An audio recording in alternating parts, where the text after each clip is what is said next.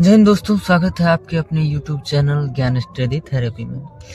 आशा करते हैं कि आपने पिछले क्वेश्चन को बखूबी जाकर प्लेलिस्ट में देख लिए होंगे। आज हम एक्सरसाइज 8.1 के 9वें प्रश्न को हल करने वाले हैं। तो चलिए देरी ना करते हुए प्रश्न को हल करते हैं। प्रश्न क्या कह रहा है कि त्रिभुज एबीसी में जिसका कोण B समकोण है, यदि tan A बराबर 1/√3 है तो निम्नलिखित के मान ज्ञात कीजिए। तो पहले हम एक त्रिभुज बना लेते हैं, एक समकोण त्रिभुज। ठीक, कोण भी क्या है? समकोण। ठीक है, हमने बना लिया। हल करते हैं। ठीक है, तो बेसिकली हमें क्या दिया गया है? हमें क्या दिया गया है कि एक कोण B है जो समकोण है, अर्थात 90 डिग्री है।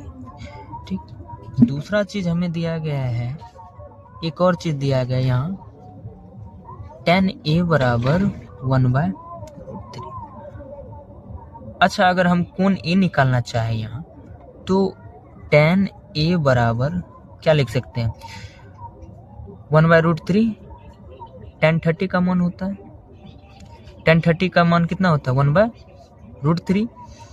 तो tan बेसिकली खत्म हो जाएगा, तो बचेगा कोण A का मान हमें आ जाएगा कितना डिग्री? 30 डिग्री। तो हमने tan A का भी मान कोण A का भी मान निकाल लिया, कितना? 30 डिग्री। ठीक है, हमने कोण A का भी मान निकाल लिया 30 डिग्री। ठीक है, तो हमको कौन चाहिए? कोण A चाहिए, हमने कोण A निकाल लिया। हमको कोण C भी चाहिए, हमें अब कोण C भी निकालना होगा। तो चलते हैं, कोण B का मान दिया है, कोण A का मान निकाल लिया हमने, और हम निकालते हैं अब त्रिभुज के तीनों कोणों के योग से कोण C का मान निकालते हैं। चूंकि हम जानते हैं क्या, त्रिभुज के तीनों कोणों का योग क्या होता है? 180 डिग्री। क्या होगा? कोण A प्लस कोण B प्लस कोण C बराबर 180 डिग्री। कोण A का मान हमने निकाला है 30 डिग्री, कोण B का मान हमारे पास है 90 डिग्री, और लेकिन कोण C का मान नहीं पता है, हमें यही ज्ञात भी करना है।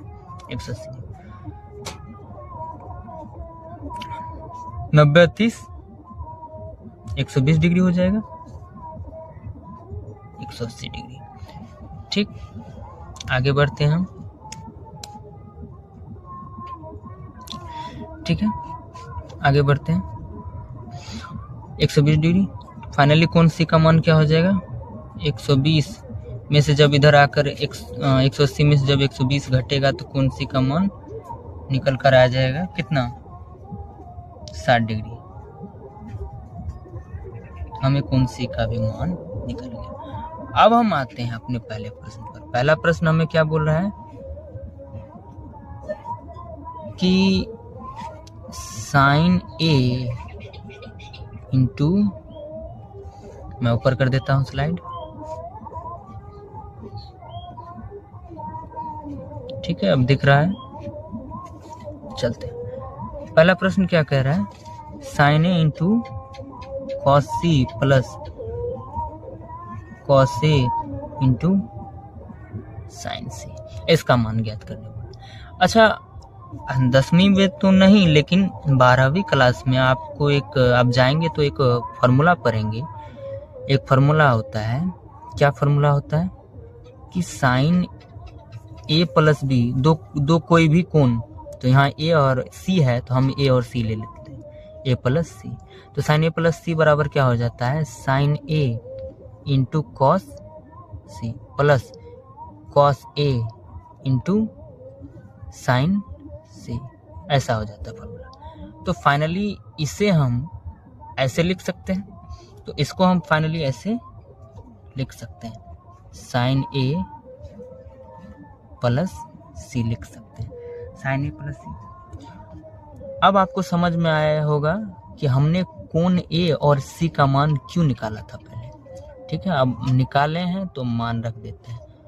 कोण A का मान 30 डिग्री है, 30 डिग्री प्लस कोण C का मान हमने निकाला है 60 डिग्री। 60 30 90 degree, sine 90 degree. और साइन 90 डिग्री का मान तो आपको पता ही होगा, 1 होता है, तो मान रख देते हैं 1 होता है। तो पहला का आंसर हमें निकल गया।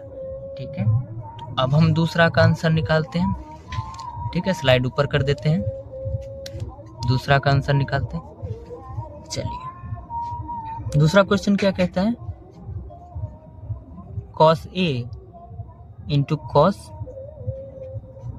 C minus sin A into sin C।